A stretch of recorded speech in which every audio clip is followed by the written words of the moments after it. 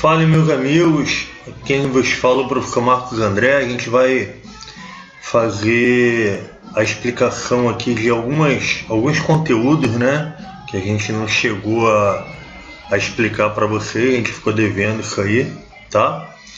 Para que vocês possam fazer as atividades propostas. Então vamos lá, sem mais delongas, a gente vai fechar o conteúdo de funções inorgânicas, que a gente começou no segundo bimestre, a gente vai terminar agora no terceiro. Tá joia?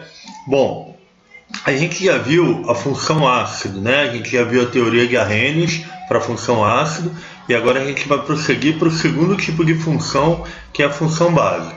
Segundo a teoria de Arrhenius, a base é toda espécie química que libera íons hidroxila, que é o íon OH-, está destacado aqui para vocês, tá bom? Bom, o fenômeno de dissociar, né, de liberar esses íons hidroxilas em água é o que a gente chama de dissociação iônica. Então tá aqui, ó, uma base, o hidróxido de potássio, foi colocado em água e separou seus íons. Você vai separar a hidroxila do outro elemento químico, ó. Vou separar a hidroxila do outro elemento. Como aqui eu tenho duas hidroxilas, então eu vou liberar dois íons H+, tá joia? Nomenclatura de base, é muito simples, é só você escrever hidróxido de e o nome do primeiro elemento. O nome da base é de trás para frente, tá? Então a gente vai ver aqui, ó. Essa aqui vai ser hidróxido, o Na representa o elemento sódio, então o nome dela é hidróxido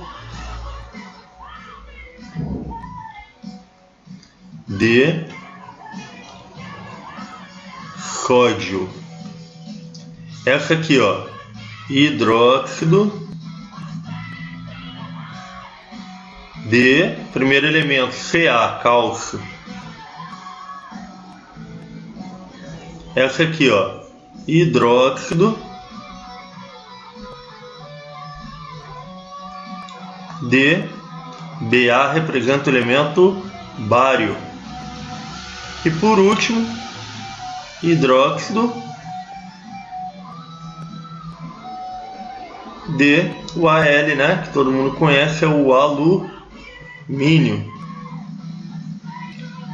Tá joia? Então, muito tranquilo, né, galera? Importante pra caramba, bases com elementos de transição. A gente tem que indicar o número de oxidação no final. Um macete é o seguinte, é só você ver quantas hidroxilas tem. Por exemplo, eu tenho FeOH2. Eu tenho duas hidroxilas, então esse é o hidróxido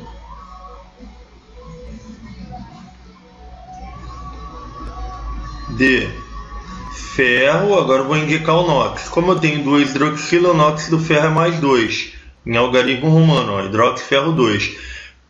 Como existe o hidróxido de ferro 3, então o ferro 2 é o que tem o menor NOx. Então eu posso botar a terminação oso. Então também posso chamar de hidróxido ferroso. E aí o outro, que é o hidróxido de ferro 3, né, FeOH3, a gente vai chamar de hidróxido férrico. Tá bom? Mas isso aí eu não vou cobrar de vocês não, é só uma curiosidade para vocês guardarem. Vamos para a terceira função. Função, já viu lá na aula antes da aula de ácido, né, na aula de identificação de funções, que o óxido é um composto binário, ou seja, ele é formado de apenas dois elementos químicos, em que um deles tem que ser o oxigênio. Então eu sempre vou ter oxigênio mais um outro elemento. Então perceba aqui nas fórmulas que eu dei, ó. Primeira fórmula, oxigênio mais sódio. Segunda, oxigênio mais magnésio. Terceira, oxigênio mais cálcio. Quarta, oxigênio mais alumínio. Então todos são óxidos. Como é que dá nome de óxido? É parecido com o nome da base. Na base a gente escreve hidróxido. No óxido a gente escreve óxido. Então aqui, ó, vai ser, ó, óxido, sempre de trás para frente, D e o primeiro elemento sódio. Então na base era hidróxido, no óxido é óxido. Esse aqui, ó, magnésio, então fica óxido de magnésio. Esse é o cálcio, então fica óxido de cálcio. E por último é o famoso óxido de alumínio.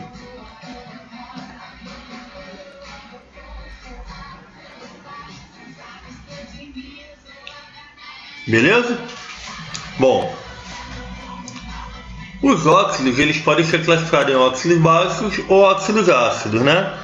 O óxido básico é aquele que tem metal na fórmula. Professor, como é que eu vou saber se ele é metal? Para ele ser metal, você vai ter que usar a tabela periódica. Ou ele vai estar no grupo 1A da tabela periódica, ou ele vai estar no grupo 2A da tabela periódica, ou ele vai estar no grupo B da tabela periódica, dos elementos de transição. Se não tiver nenhum desses grupos, ele não é metal, é ametal. Aí a gente classifica como óxido ácido. Aí no óxido ácido você tem que usar o prefixo para dizer quantos oxigênios ele tem. Então, por exemplo, CO só tem um oxigênio. Então eu uso o prefixo mono. Então esse aqui é um monóxido. Não é só você botar óxido igual no óxido básico, tá? Monóxido de carbono. No óxido ácido você tem que indicar quantos oxigênios tem. Esse aqui tem 2, então é o dióxido de carbono também. Tá joia? Esse aqui, ó, é o dióxido de enxofre, né? O S representa o elemento enxofre. Vem da palavra sulfur. E esse aqui tem 3 oxigênios, então será o trióxido de enxofre. Tá bom? Vamos prosseguir. Problemas ambientais causados por óxidos ácidos, tá? Por que causado pelos óxidos ácidos? Porque esses problemas ambientais, eles são devido à poluição da atmosfera, né? A atmosfera, para quem não sabe, é a camada gasosa que a gente tem recobrindo o nosso planeta. Como os óxidos ácidos são gases, então são eles que provocam esses problemas ambientais na atmosfera. Os óxidos básicos, eles são sólidos, porque são compostos iônicos. Então eles não estão na atmosfera, eles estão na crosta terrestre, tá? Então vamos lá. Primeiro problema ambiental causado por óxidos é a chuva ácida. Quais são os óxidos que causam a chuva ácida? É isso que a gente vai escrever aqui. São o dióxido de enxofre, o trióxido de enxofre e o pentóxido. Ih, caramba, quase que travou aqui. Pentóxido de dinitrogênio. Então esses são os óxidos que causam a chuva ácida. Como que eles formam a chuva ácida? Eles se combinam com a água da chuva, né? Então vou botar as reações aqui, ó. Primeiro, o dióxido de enxofre se combina com o oxigênio da atmosfera e forma o trióxido de enxofre. Esse, por sua vez, ele reage com a água da chuva e vai formar o ácido sulfúrico. Por isso a chuva fica ácida. Já o pentóxido de dinitrogênio, ele reage com a água da chuva e para cada molécula dele ele forma 2 moléculas do chamado ácido nítrico. Então quais são os ácidos contidos na chuva ácida? O ácido sulfúrico e o ácido nítrico. Beleza? Então tá aqui o processo da chuva ácida, né? Você vê as indústrias liberando. Aqui ele colocou como NO2, tá? Mas na verdade o NO2 ele se combina com o NO3 e forma o pentóxido de dinitrogênio, tá bom? E aí eu tenho o NO2, tenho o SO2 que vai se transformar em SO3, e aí estão aqui os ácidos que eu falei para vocês que vão ser formados, né? E aí precipitam sobre o solo, né? Aqui ele colocou algumas plantas mortas devido à chuva ácida. Por quê, galera? Porque a acidez do solo prejudica as plantas, tá? Para a planta conseguir crescer, formar o tecido dela, o pH do solo tem que estar adequado.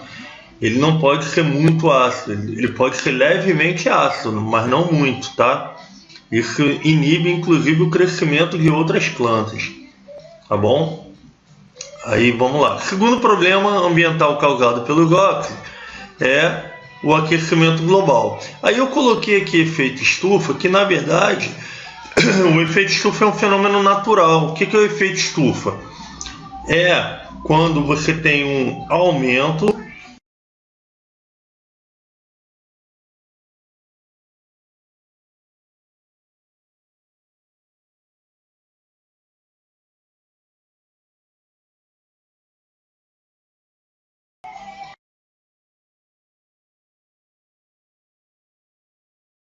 dos chamados gases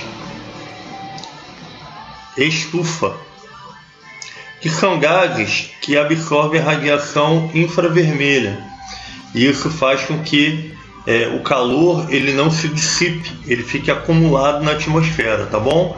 Os principais são o dióxido de carbono, que é um óxido, né? O metano e uma substância aqui que quase ninguém comenta é a água no estado de vapor. Ela também provoca o efeito estufa. Mas o efeito estufa é um fenômeno natural. O problema é que o agravamento do efeito estufa, causado principalmente pela queima de combustíveis derivados do petróleo, como gasolina, óleo diesel, tá? Além de outros combustíveis, né, como o etanol, que é derivado da cana-de-açúcar, emite muito dióxido de carbono na atmosfera. E isso aumentou muito o efeito estufa, causando o fenômeno do aquecimento global, o aumento da temperatura média da Terra, que provoca, vamos dizer assim, uma desregulação na temperatura da Terra, e isso influencia muito no clima, né? A gente está percebendo que o clima, as estações estão ficando desreguladas, e a temperatura está aumentando muito, principalmente no verão, né? Então é um fenômeno causado pela intensificação, vou botar aqui, ó, intensificação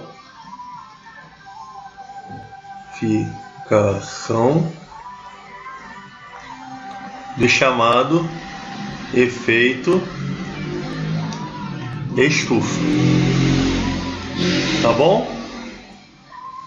Isso causa o aquecimento global. Tá joia, pessoal? Então essa foi a primeira aula das duas que eu vou dar agora para vocês, para fechar esse conteúdo. E eu já estou postando já a segunda aula para a gente fechar as funções. Vai faltar a função sal. Tá bom? Grande abraço aí e até a próxima.